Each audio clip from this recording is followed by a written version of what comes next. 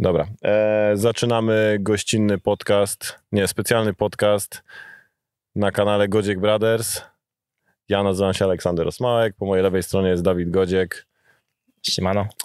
Więc robimy taki mini specjalny podcast, bo dawno ze sobą nie rozmawialiśmy na podcaście w sumie od 3 lat. A teraz przed tobą będzie Whistler, więc jest mega ciekawy jakby czas, mi się wydaje, w twoim życiu, kiedy można dużo fajnych rzeczy przegadać, więc pogadamy dzisiaj, wrócimy trochę do początku tego sezonu, przełamania, czyli jak wskoczyłeś do Speca, co się działo w Nowej Zelandii na zawodach, dlaczego się nie odbyły, trochę o to, jak się zmieniło twoje przygotowanie do zawodów, jak się nastawiasz na Whistler, no i standardowo trochę o planach przyszłości. Super, brzmi świetnie. Lecimy. Lecimy.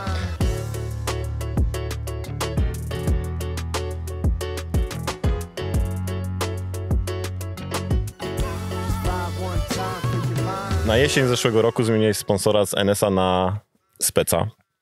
I jest dużo rzeczy, dlaczego ludzie zmieniają sponsorów, pieniądze, lepszy sprzęt, większe możliwości.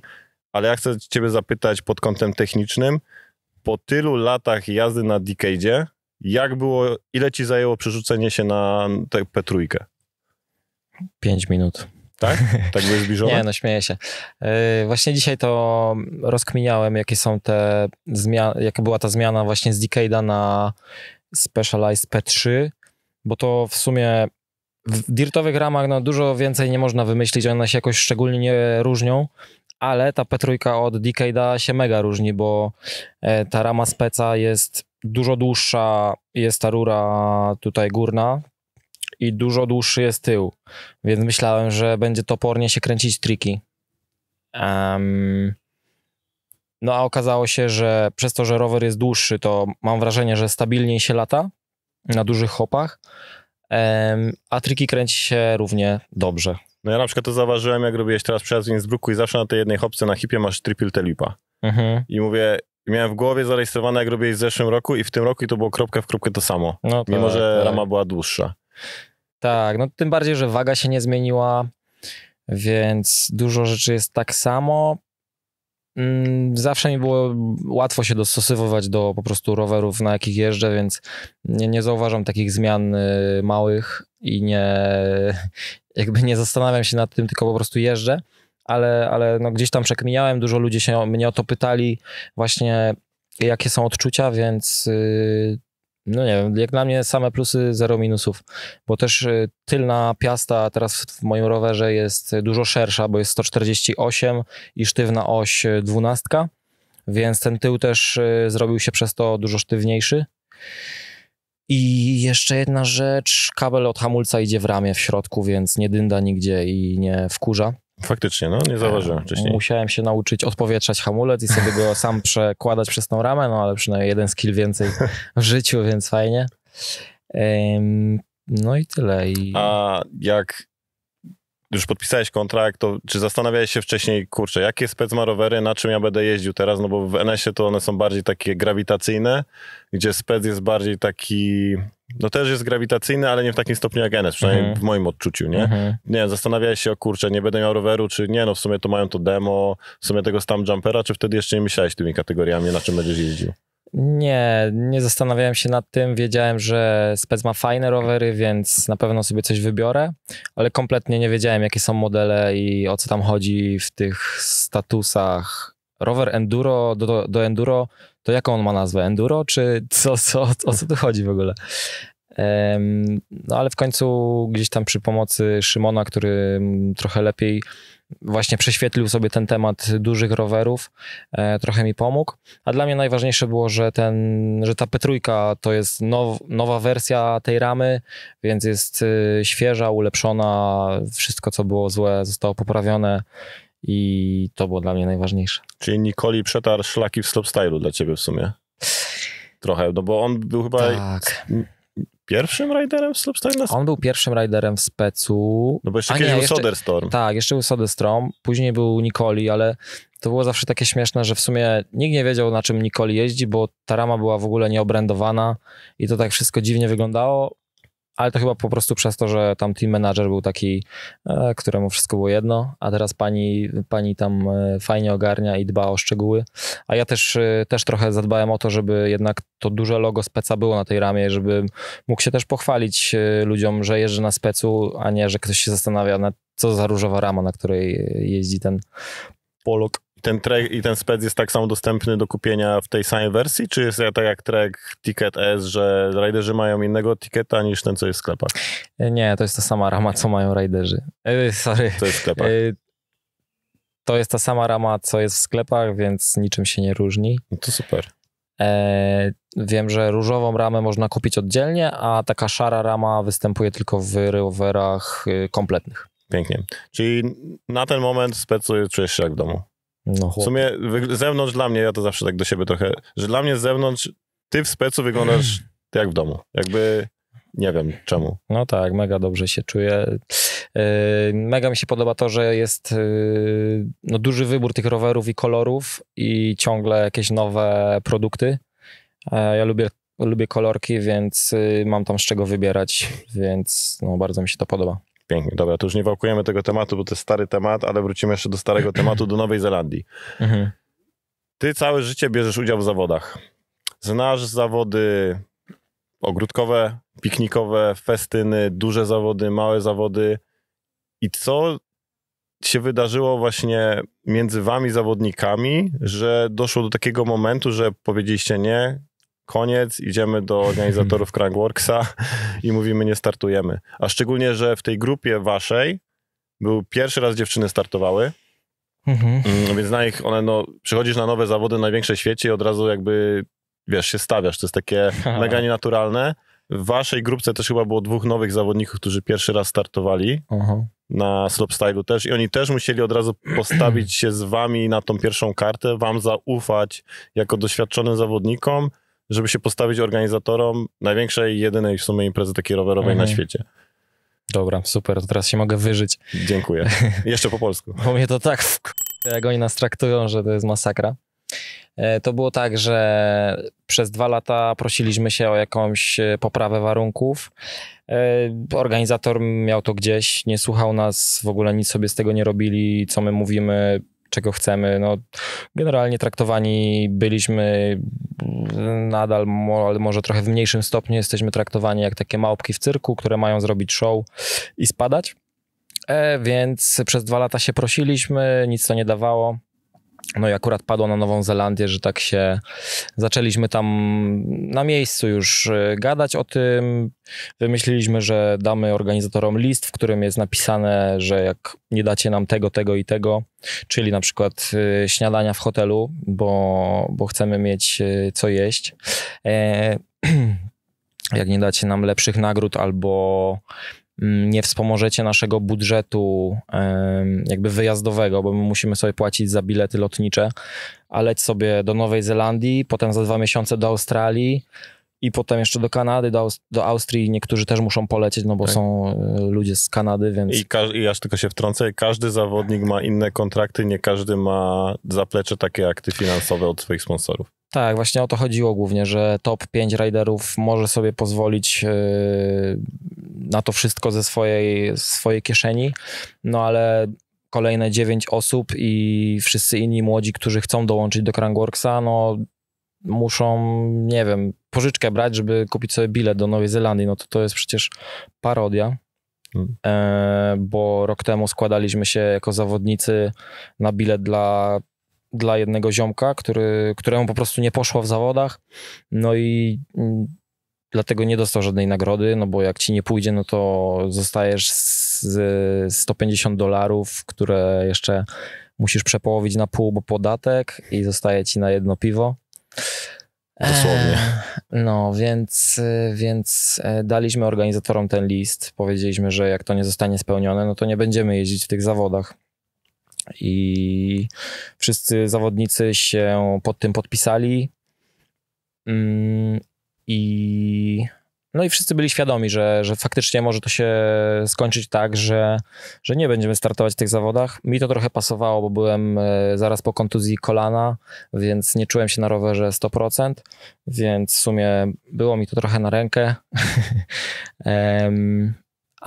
A było mi też mega na rękę, żeby dojechać tych organizatorów i pokazać światu, co tam się dzieje, bo to jest naprawdę tak denerwujące, mnie to tak frustruje. Jak no my zawsze często o tym rozmawialiśmy, że i to lata temu już było, że ja sobie idę, ja dostaję na przykład, jestem media, dostaję ticket na jedzenie, idę sobie słuchaj Dawid, ja idę teraz jeść, a ty siedzisz na szczycie góry, masz lodówkę Red Bulli, nawet nie ma wody zazwyczaj często, przekąski to był może Cliff Bar i to mówimy o Whistler, a ja sobie idę na obiadek zadowolony, jeszcze ktoś mi da jakiś obiektyw za darmo do testowania i tak dalej, a gdyby nie wy, zawodnicy, to nie byłoby tych zawodów. Tak, no właśnie, każdy pracownik Crankworksa ma zapewnione jedzenie, nocleg i pokryte koszty lotu, a zawodnicy są zostawieni sobie. I to też nie chodzi tylko o kasę, bo też ciężkim tematem jest logistyka. Kiedy w Whistler jesteśmy, jest 60 000 w mini miasteczku takim jak Szczyrk, a my musimy, nie wiem, iść do jakiejś knajpy czy do food trucka i stać w kolejce pomiędzy treningami w pełnym słońcu po jakąś niezdrową tortillę albo hamburgera, który mi siądzie na żołądku i będę się gorzej czuł i gorzej będę jeździł na zawodach. No to wszystko się tak kumuluje po prostu, że szok. No i co?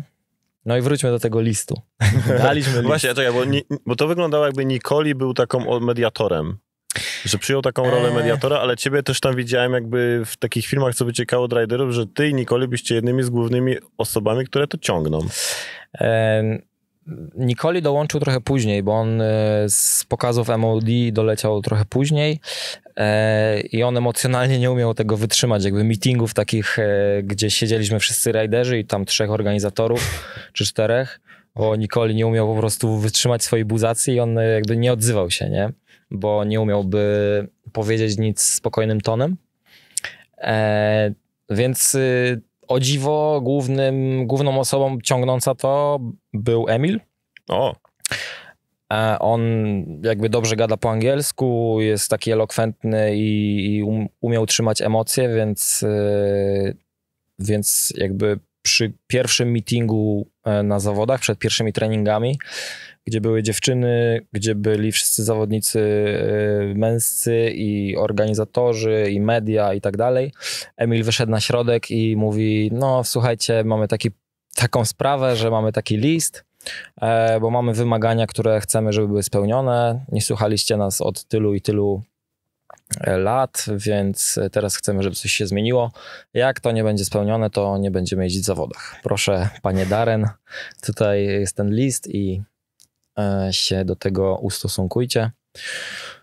No i później zrobiliśmy 3-4 meetingi z tymi organizatorami, wszyscy zawodnicy, ale oni w ogóle nie chcieli negocjować. Oni po prostu na początku nas wyśmiali, potem drugi meeting był taki, że chcieli nam wcisnąć jakieś swoje rzeczy, które w ogóle z prawdą nie mają nic wspólnego. 3., 4. spotkanie, no i na 4. spotkaniu okazało się, że nadal oni nie chcą negocjować.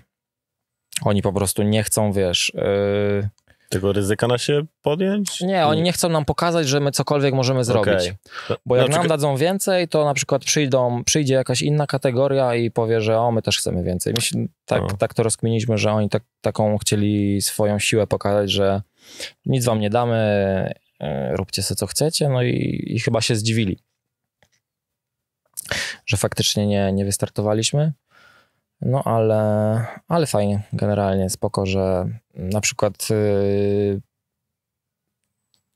team managerka ze Speca, która sponsoruje w jakimś stopniu Crankworks, no nie miała świadomości. Team manager, który sponsoruje ze SRAM-a też Crankworksa, jest SRAM zawsze największym tam sponsorem przy slopestylu, no też nie miał nic pojęcia, więc fajnie, że się dowiedzieli. No, pewnie nie mało płacą, więc mam nadzieję, że tam ich organizatorów tego wydarzenia dojechało. Wyjaśnili, dojechali. No. Ja tak właśnie próbowałem do tego podejść z dwóch stron, jak się zastanawiałem nad tym, bo znałem twoją jakby stronę całą. Przez lata, jak podróżowaliśmy, to widziałem to i najbardziej to musicie jechać, bo jak się nie odbędą te zawody, to następnych już nie będzie i takie teksty słyszałem ja na żywo. Teraz też były takie teksty i to nie tylko od organizatorów, ale też głównych sponsorów, więc było słabe mega. To jest, dla mnie to jest niewiarygodne, że takie słowa padają. Od wiatru to już nie wspomnę, że musisz jechać teraz okno, jak nie pojedziesz, to wiesz, spadaj stąd, nie? To też jest to nie taki sport. Oni próbują właśnie wszyscy zawsze ten sport dopasować do innych, ale no nie da się tego dopasować do innych. To jest slopestyle jest swoim sportem. I starałem się zrozumieć właśnie, czy oni już mają tak podpisane kontrakty i wydatki obliczone na ten rok, że nie są w stanie po prostu was jakby zadowolić, ale potem się zastanowiłem, no ile to jest zrobić tych 12 obiadów, kupić te kilka biletów dla tych riderów, to nie są aż takie duże sumy w tym całym takim kosztorysie eventów, czy serii eventów, nie? I powiedz mi, czy wyście się dogadali, czy to, co teraz zostało postanowione, to jest jakby tylko, żeby dociągnąć ten sezon Crankworksa i powiedzmy, że przyszły sezon to już podejmą właściwe kroki, jak to rozwiązać już na długofalowo? Czy to po prostu zażegnaliśmy temat, fajnie, oby już nie wrócił? Jak to wygląda teraz?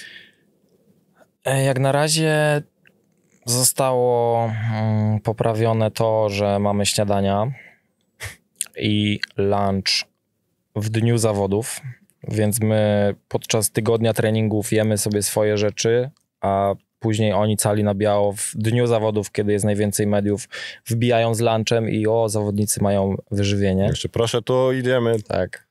I to są jakieś kanapki, które no nie do końca wszystkim pasują. Nie pytają się, czy ktoś jest gluten free, czy kurde nie może mięsa, laktozy, nie wiadomo co.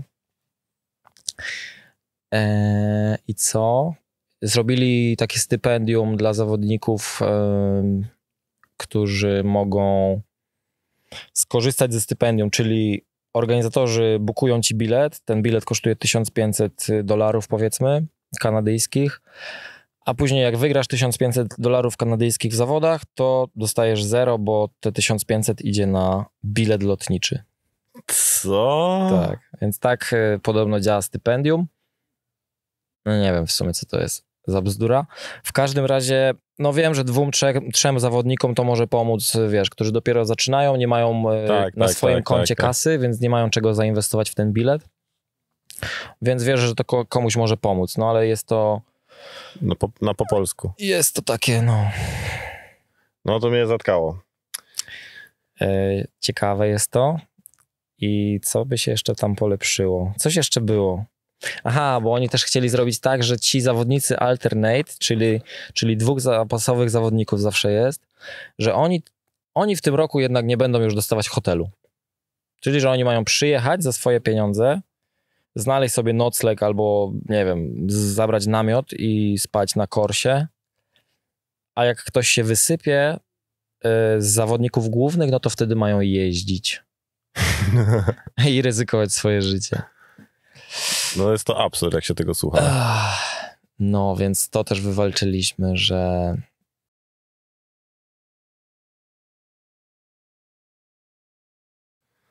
No, także szał.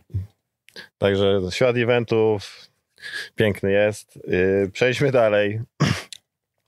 Cieszę się, że poruszyliśmy ten temat.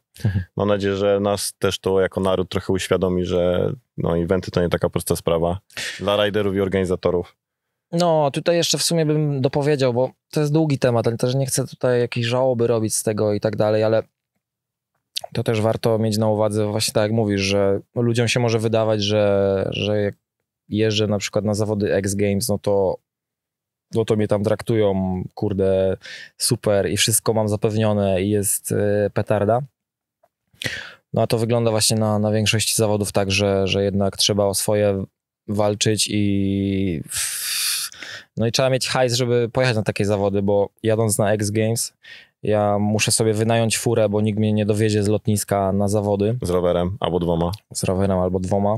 Muszę sobie zabukować nocleg, bo nikt tego za mnie nie zrobi i muszę sobie za co zapłacić. akurat na X Games jest podczas zawodów fajne wyżywienie i pod tym względem jakby fajna infrastruktura, więc o jedzenie dbają. No lot oczywiście sobie płacę. No i oni to tłumaczą tym, że dają super nagrody. Super nagrody na X Games to jest $20 000, z tego podatek 30 albo 40%, czyli dostajesz $12 000, czyli to jest jakieś 48 000 złotych, z tego masz kosztów no tak z 20. I podatek w Polsce też? Tego nie wiem. Nigdy się nie interesowałem, ale no to jest przy założeniu, że masz pierwsze miejsce, tak, nie? 28 koła. Jeździsz całe życie. No ja jeździłem 10 lat na BMX-ie po to, żeby wygrać w X Games i pyk, masz 28 koła. Ja pamiętam tą rozmowę, bo mówię, jak wygrałeś, ja mówię, wow, daj, wygrałeś tyle kasy, teraz sobie kupisz, nie wiem, to auto wymarzone, coś tam. Nie, chłopie, ja muszę podatek zapłacić, to i mi zostanie może dycha. No. Plus i tak zostanę tam tydzień dłużej, no bo już tam jestem, to sobie zostanę trochę na wakacje, to już tam, wiesz, papa. No właśnie. No, to jest niesamowity świat. Szczególnie na przykład porównując do tenisa, do piłki nożnej, do wszystkich innych takich sportów. Oczywiście te sporty są dużo bardziej popularne, więcej fanów jest i tak dalej, ale jakby poziom ryzyka znowu jest troszkę, no można gdybać w nieskończoność. No jasne. Też z drugiej strony wiadomo, że ja doceniam, że ten nasz sport jest i tak w nim jest tyle pieniędzy, że zawodnicy mają tak jak się mają, bo jest dużo innych sportów niszowych, które mają dużo gorzej. No ale, no nie wiem, ja wybrałem sobie akurat taki sport i tak to wygląda, więc nie jest najgorzej, ale szału nie ma. Dobra, przejdźmy do twoich treningów. Jako, że jesteśmy przy eventach i mamy taki ciekawy temat. Ostatnio 3 lata temu rozmawialiśmy o twoim przygotowaniu, jak się zmieniło twoje podejście do treningu, że po kontuzji zacząłeś się bardziej skupiać dosłownie na treningu, przygotowaniu i tak dalej. Czy od tych 3 lat coś się zmieniło? Na pewno dużo. Ile się zmieniło takiego twojego podejścia do treningów i czy więcej czasu spędzasz na rowerze trenując triki, czy już dokładasz, wiesz, te inne elementy? Zdecydowanie na rowerze więcej. Tym bardziej jak jest sezon, to w sezonie jeżdżę, no staram się codziennie, niekiedy zrobię sobie przerwę, jak już jestem taki dojechany w ciągu tygodnia, no to zrobię sobie 1 dzień przerwy, żeby też no mieć ciągle ten głód taki, mieć zajawę.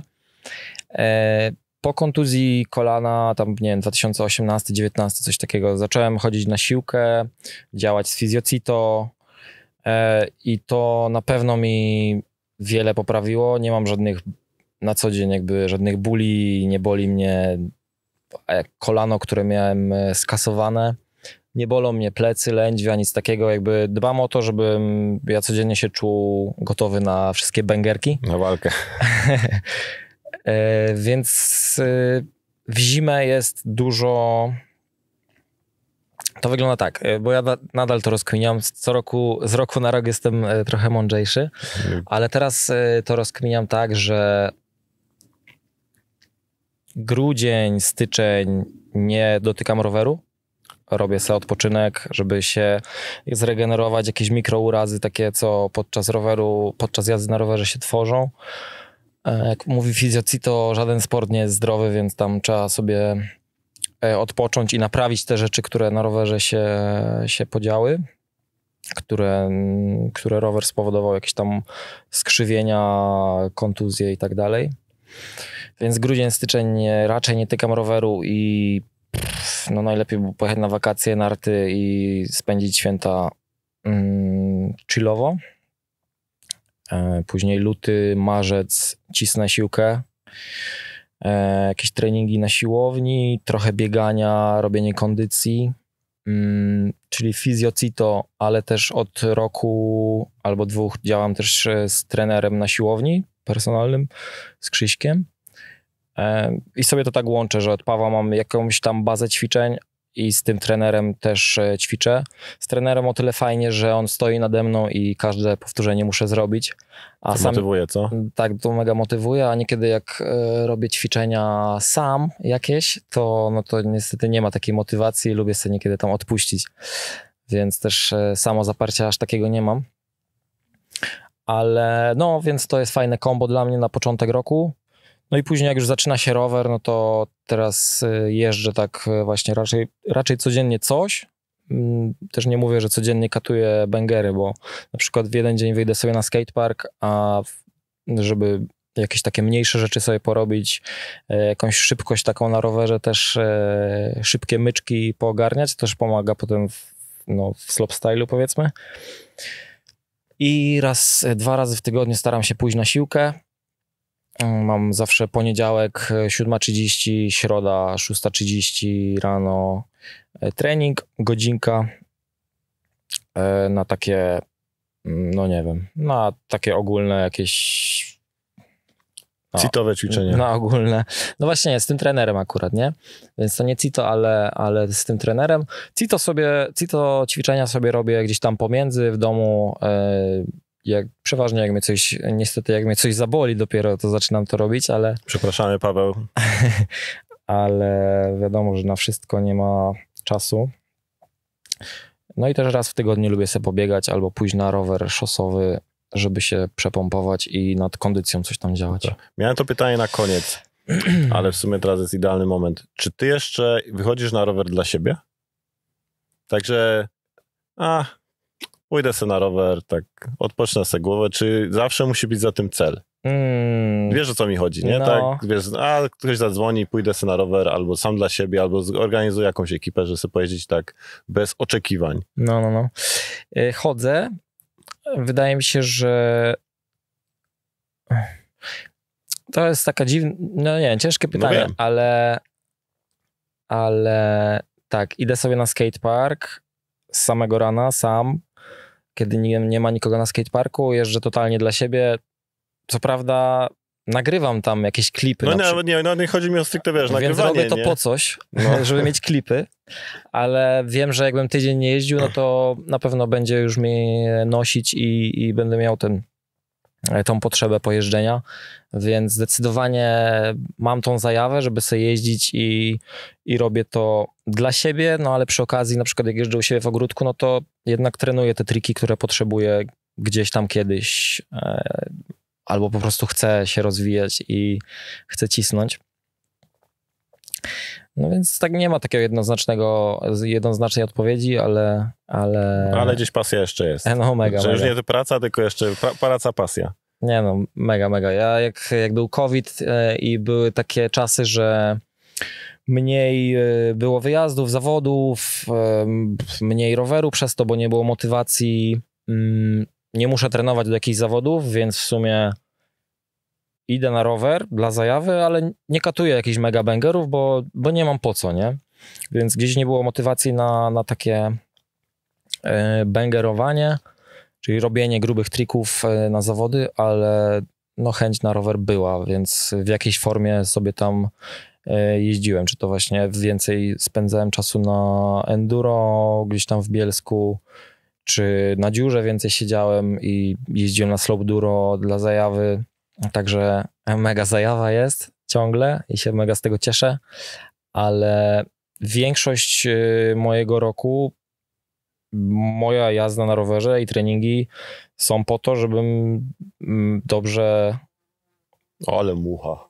Żebym dobrze performował na zawodach. Okay. I robię wszystko...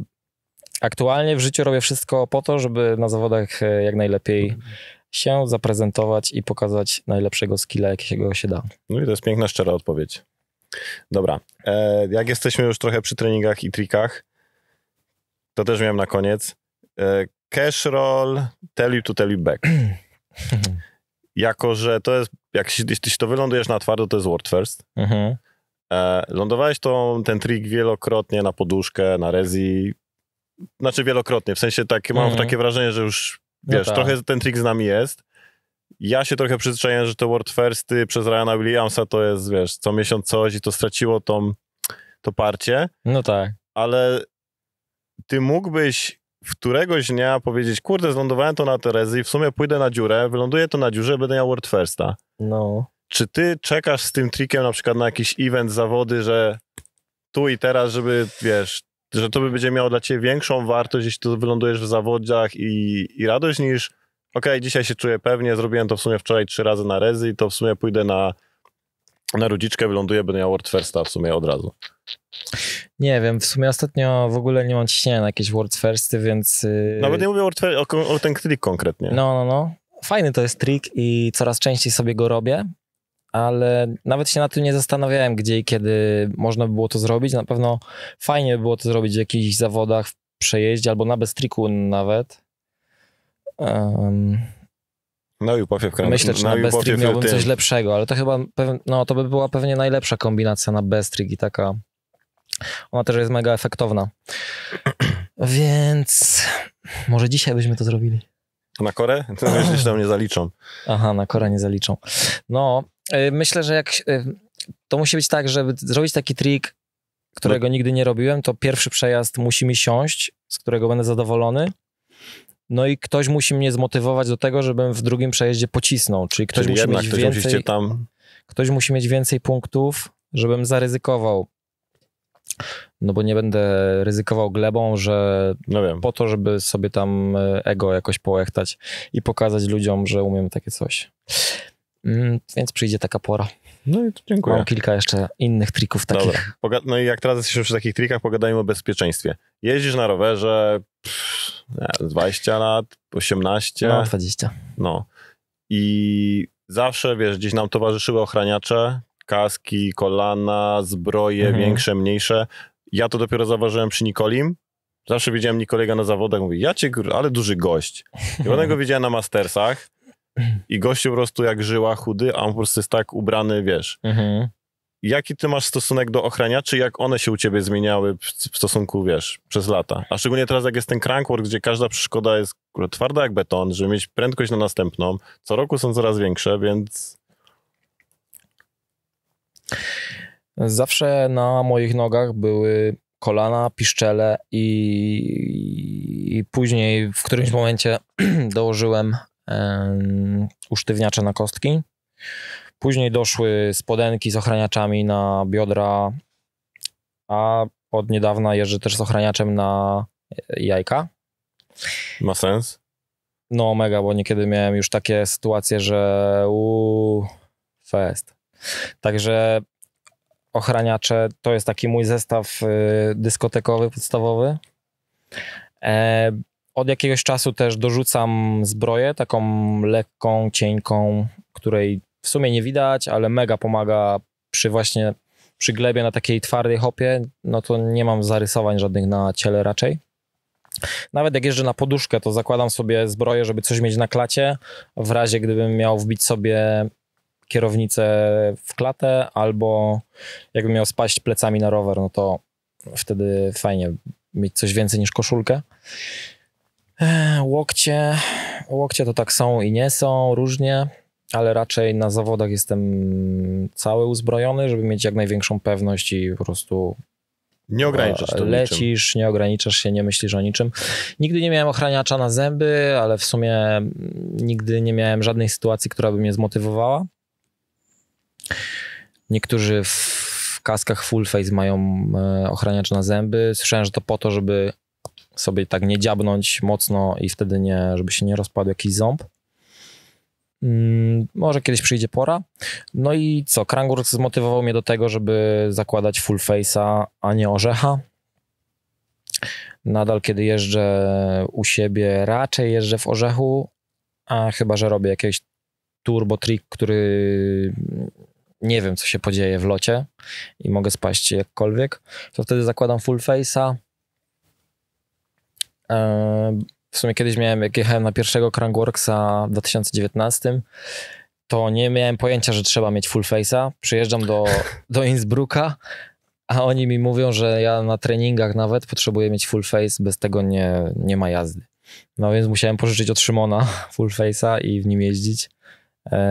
Pomimo, że mega rzadko jeździłem w full face'ie i nagle się okazało, że wizja jest taka, a nie taka w full face'ie, bo jednak to okienko tam jest takie trochę mniejsze.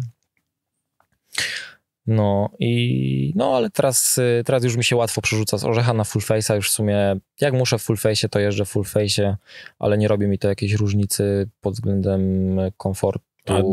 Jak wiesz, dobierasz kaski, czy wiesz, a ten kask, tamten, czy wiesz, czy masz jakby, wezmę ten, bo ten jest bezpieczniejszy i mimo wszystko, wiesz, chcesz się zabezpieczyć w tę stronę? No przerobiłem trochę już tych kasków i co ci mam powiedzieć, no... TSG, te do płaskie?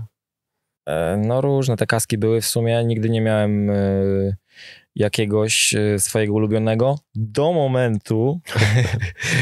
Nie, niedawno połączyłem siły z Abusem właśnie i jak założyłem ich kask, to nagle sobie myślę, kurde, ten kask nie dość, że jest lekki, to czuję się w nim mega bezpiecznie i właśnie jest wygodny, jakby te wszystkie gąbeczki i tak dalej, to wszystko tak przylega, że petarda.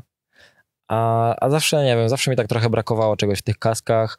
Trochę szukałem właśnie takich lekkich i przewiewnych, bo myślałem, że no bo nie chciałem się na przykład tak upocić, jak jadę gdzieś do Australii na przykład na zawody, gdzie jest 35 stopni i jeździmy, no to w full face naprawdę się można zgrzać, więc jeździłem w jakimś takim śmiesznym kasku, trochę do enduro lekkiego, takiego z odpinaną szczęką.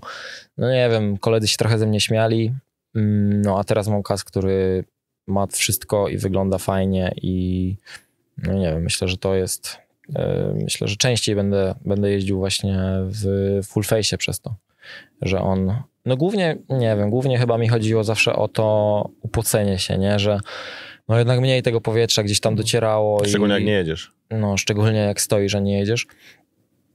Więc nie można się zatrzymywać, to po pierwsze, a po drugie teraz spoko w tym kasku się pyka. No to super. Dobra, jak jesteśmy przy zawodach i kaskach, plany na Whistler. Super było oglądać, jak zdobyłeś pierwsze złoto na Crankworksie. Super było oglądać, jak zrobiłeś drugie złoto na Crankworksie. I ja mówię, no nie, no można, wiesz, Triple Crown już jest, wiesz. Czy ty myślisz o Triple Crownie w ogóle, że wrzuca ci to jakby, wiesz, level stresu dodatkowy, czy wygram, to wygram i tak chcę wygrać, więc to jest po prostu dodatkowa wisienka na torcie, ale skupiasz się, wiesz, tylko na wygranej, a nie myślisz, wiesz, że o kurde, już mam 2 za sobą i to jest, wiesz, do odhaczenia, nie? No ja myślę o tym, że mam super triki do zrobienia w przejeździe i jak je zrobię, to nie ma bata, zgarniam wszystko, rozbijam bank, więc na tym się skupiam. Mega dodało mi to jeszcze więcej motywacji, jeszcze więcej zajawy. No ale nie rozkminiam punktów i tego, czy i jak to zrobić, żeby być pierwszym. Po prostu wiem, że mam w zanadrzu wszystko, co trzeba, żeby to zrobić. Jak w to pyknie, to będzie super. Więc będę robił wszystko, żeby pykło. Od razu też chyba zauważyłem, że od razu pierwszy przejazd, który jedziesz, to jedziesz ten przejazd. Nie, że bezpieczny, żeby coś tam, tylko to jest mój przejazd z trikami. I też mnie zdziwiło, że jak zaadoptowałeś, wiesz, cash roll double bara. Oczywiście mówimy o Innsbrucku. Bo w zeszłym roku go robiłeś tak mi się wydaje przynajmniej. No. Teraz lekko znowu pewno wiało, coś tam się minimalnie zmieniło, gdzieś tego nie doleciałeś. Mówię, no tam przypadek, dosłownie przypadek. Dla mnie to było, mówię, odjął bara i mówię, że się zaadoptowałeś wiesz, do nowych, to było dla mnie ciekawe też, nie? Raczej mam tak, że jak robię pierwszy przejazd, to jest jakoś, w jakiś sposób, ja sobie myślę, że to jest safe run i to się nie może nie udać, bo te triki wszystkie robię na tyle często, że to jest turbo automat i to nie może pójść źle, no nie ma bata. No wygląda zamkniętymi oczami to umiem zrobić wszystko. Wiadomo, że to trzeba połączyć wszystko, żeby ten trik jeden za drugim zrobić dobrze i też nie przelecieć, ani nie dolecieć. To jest trochę taka loteria, trochę taki, no nie wiem, pewnie jakiś skill, żeby to pykło. Więc trochę tak mam, że ten pierwszy przejazd on jest trochę bardziej safe niż chciałbym zrobić wymarzony, ale nadal to jest gruby przejazd, więc no nie wiem, jakoś po prostu te skille tak idą, że ten przejazd jest tak fajnie wyważony. No i fajnie by było właśnie mieć taką sytuację, gdzie robię pierwszy przejazd jestem w super sytuacji, ale nadal na przykład pół punkta mi brakuje, żeby kogoś tam jeszcze pyknąć w drugim przejeździe. Więc wtedy takiego bęgerka tam można ten dołożyć. sezon jest taki właśnie, że jest blisko na żyletki i tak dalej, no. Tylko, że ty miałeś właśnie ten pierwszy przejazd, tam głupi błąd. No właśnie. Nie błąd, nie chcę ci mówić, że zrobiłeś błąd, tylko, że przypadek taki trochę. Trochę przypadek, trochę może ten Cashy Double Bar, on jest tak dokatowany. No nie wiem, ja już go w tym Innsbrucku tyle razy, przez tyle lat na przykład robiłem w treningach, a nie zdecydowałem się na niego w przejeździe, że już pomyślałem, kurde, w tym roku ostatni raz w tym miejscu jest ten Crankworx, więc kręcę to. I w treningach weszło to elegancko, więc to mi też daje taką pewność, że w przejeździe też to wejdzie, bo każdy trik, który robię w przejeździe, ja pierwsze robię sobie w treningach. Przeważnie pojedynczo, każdą przeszkodę oddzielnie, ale wiem, że później w przejeździe będę w stanie to połączyć. Masz przecieki, jak będzie tor w Lister wyglądał? Znaczy on już jest gotowy w sumie. Coś się zmieniło? Zmieniło się. Spina dołożyli chyba. Jest gotowy, jest bardzo podobny do tego, co było w tamtym roku. Trochę jest inny układ, ale będzie na początku drop, później będzie taki hopa step up w taką miskę, jakby, no taki trochę whale tail, ale taki ziemny. Step down taki mały, tak jak był właśnie w tamtym roku. Banda, 2 hopy, które są hipami. Więc no, z tymi hipami to zawsze jest taka trochę rozkmina na miejscu, jak one działają. Później jakaś banda hopa, wskok na kładkę, drop z kładki i tam jest właśnie ten spine chyba, o którym mówisz. To jest to jest taka mini hopa. Taki step up, ale ja myślę, że to jest taka hopa jak u mnie na przykład, wiesz, ten kicker mały obok. Mój ulubiony, no mała hopa u mnie. Więc taki niby spine, niby mała hopka. Fajna. Myślę, że to będzie fajny dodatek do przejazdu. Później jest quarter i na końcu boner. Szkoda, że nie ma już tego Sharkfina, z którego robiłeś flipa z barem. No, to było bez bara. Bez bara był? Tak. Mówię, to była najfajniejsza rotacja do oglądania. No. Tak, po prostu. No trochę w Australii też to było, nie? Jak tam z quartera tak wylatują w dół. Super, to jest najfajniejsza rotacja i Tom Eistedt też tam korzysta na tym. No. Właśnie. Czy ty jesteś najstarszym zawodnikiem już na Crankworxie? Nie, Eistedt jest najstarszy, a później chyba jestem ja, no. No niesamowite. Właśnie tak jechałem tutaj autem i mówię, Dawid, no w sumie młodszy brat Szymka, nie no kurczę, on już jest chyba najstarszym gościem na Crankworxie. 30 w tym roku, uwaga, teraz się zacznie. Ja się otwarłem dopiero po 30 na jazdę na rowerze, więc... No ja też się otwieram powoli. Dobra. Nie męczę cię z Crankworxem, nie chcę ci rzucać nic na głowę i poruszać za dużo tam tematów. Tak. No, tam jeszcze fajnym tematem jest właśnie ten boner na końcu, bo to dawno tego bonera na końcu nie było, bo oni zawsze na koniec dają inną przeszkodę niż rok wcześniej, bo tam generalnie cały ten tor budują od podstaw każdego roku.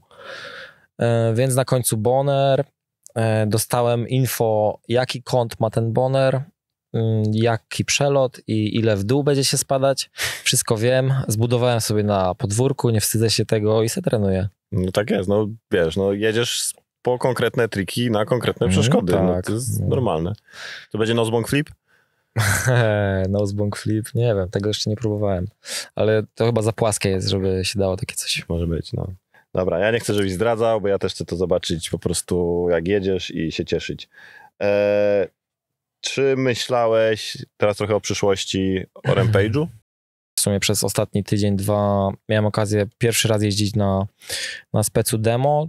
Tym razem na kołach 2,7,5 se poskładałem, więc jest trochę ten rower mniejszy, ale nadal taka fajna kobza, która mnie prowadzi. No i mega fajnie mi się latało na dużych hopach, więc nie wiem. Wolałbym tego nigdy nie robić, bo po co?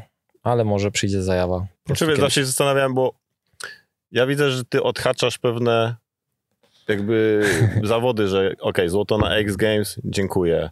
Wylądowałem bez trika mojego wymarzonego, o którym mówiłeś przez lato na X Games, dziękuję. No tak. To jest mój temat zamknięty. Złoto na Crankworx, dziękuję. Może Triple Crown I czy dalej będziesz, wiesz, walczył o kolejne coś, co już sobie udowodniłeś może, że byłeś najlepszy w tym momencie, w tym czasie z tymi trikami? No. Czy na przykład będziesz tak długo jeździł, aż minie się ta bariera, że przyjdą po prostu młodsi, którzy mają inne podejście, tak jak zawsze to się troszeczkę wymienia, że tak Żenon na przykład został, że wiesz, tak długo jeździł i nigdy już potem nie wrócił do góry, bo zawsze, wiesz, no się zatrzymał. Się zatrzymał, nie? Ja nie chcę, bo ty dla mnie zawsze jesteś w piku. No. To jest niesamowite. Jakby ja cię zawsze przez tyle lat widzę, zawsze jesteś w piku. Na BMX-ie byłeś w piku, na MTB ciągle jesteś w piku przez 15 lat. I zastanawiam się, czy myślisz, wiesz, o odhaczeniu, wiesz, kolejnych złotych przejścia dalej, czy po prostu co będzie? Nie wiem. Jak to zrobię, to ci powiem. Jak odhaczę już ten Crankworx. Nigdy tak tego nie traktowałem. Może to tak trochę wygląda, ale nie robię tego świadomie. Może to tak działa w życiu, że jak gdzieś już dojdziesz, to potem brakuje tego celu właśnie, nie? Żeby cisnąć dalej. Także zobaczymy. Na pewno myślę, że to, że jestem w piku ciągle, to jest to, że ciągle staram się rozwijać tor, który mam w Suszcu. Dlatego jakby dopiero od tamtego roku mam płaską poduchę i widzę, że ta płaska poducha daje tyle, że to jest jakiś szok, bo ja jestem w stanie na każdym treningu zrobić najgrubsze triki i jeszcze więcej niż moje najgrubsze triki, więc te najgrubsze triki są dla mnie łatwe. Więc to jest taki przeskok teraz, że myślę, że jeszcze kilka lat się tak pobawię z tymi trikami. No a później, żeby trenować do Rampage'a, no to pewnie musiałbym jakąś działkę z górki mieć i sobie zrobić jakieś fajne przeszkody pod duży rower. Albo podróże, które nagle w tym wieku... Ale co?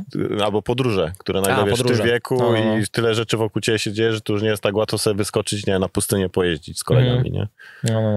No ciekawe. Sam jestem ciekaw. Ja też jestem ciekaw, dlatego zapytałem. Duży rower, fajna rzecz, więc dobra. Zobaczymy. Jak nie stracić zajawki przez tyle lat? No bo w sumie dalej jeździć cię to cieszy. Jesteś dalej uśmiechnięty, jesteśmy tutaj i robimy, wiesz, choćby głupi podcast i dalej, wiesz, się w tym kręcimy, nie? Fajny podcast. No mi się wydaje, że ten cel właśnie, nie? Ciągle mam listę na telefonie zapełnioną trikami, które chcę wykatować. Idę na rower i to katuję i mega mnie to cieszy. Wczoraj się nauczyłem dobrego triku. Kurde, ale no w sumie mogę ci... No to nie wyłączymy. Podwójna rotacja do tyłu z podwójnym kombosem. Widziałeś chyba takiego czegoś nie ma jakby na MTB. Nie. A widziałeś tego podwójnego cash rolla UFO? Widziałem. Muszę to spróbować. Właśnie. Próbowałeś? Nie próbowałeś? Mega, nie. Ale nie wiem, jak on tą rotację łapie, że on tak się kręcił tak właśnie jak UFO. I nie wiem, jak on chce wrócić, żeby to wylądować, skoro on jest płasko, a ląduje ciągle krzywo i dlatego go miotało. Bo trochę za bardzo krzywo wychodzi. Ale rotacja, przekot. No, mega. Zakochałem się w tym triku. No mówię, to jest dawidkowy trik, ale potem mówię, on tego cash rolla trochę inaczej kręci, ale w sumie dwóch nie robi. Może Aisted jak robi tego rolla przez plecy, to w sumie ma podobną rotację, jak robił takie 2 role, no może to jest jego rotacja.